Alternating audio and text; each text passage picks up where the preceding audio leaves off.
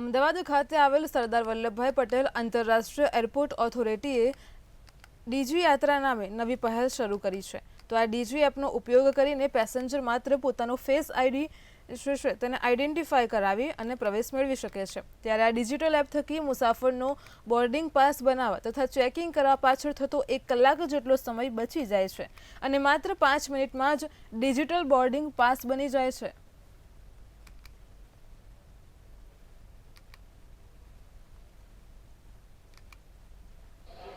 ये डीजी यात्रा ऐप अगर आप लोग इंस्टॉल कर लेते हैं तो आपको गेट से सिक्योरिटी तक कोई प्रॉब्लम नहीं होगा। जस्ट आपको अपना क्यूआर कोड स्कैन करवाना है और आगे निकल जाना है।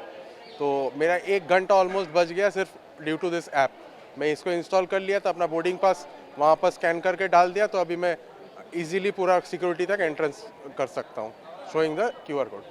ફ્લાઇટ દ્વારા મુસાફરી કરનાર પેસેન્જરોને સૌથી મોટી મુશ્કેલી એ હોય છે કે તેમનો બોર્ડિંગ વગેરે પાસની નીકાળવાની અંદર લગભગ 1 થી 1.5 કલાક જેટલો સમય નીકળી જતો હોય છે। તેના કારણે ઘણી વખત પેસેન્જરો ફ્લાઇટ પણ ચૂકી જવાના બનાવો બનતા હોય છે।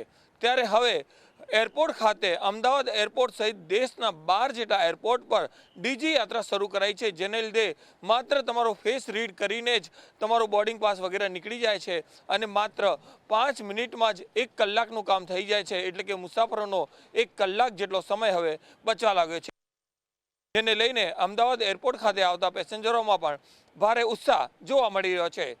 કેમેરામેન રાહુલ સાથે સરફરાઝ નાગોરી, મંતવ્ય ન્યૂઝ, અમદાવાદ।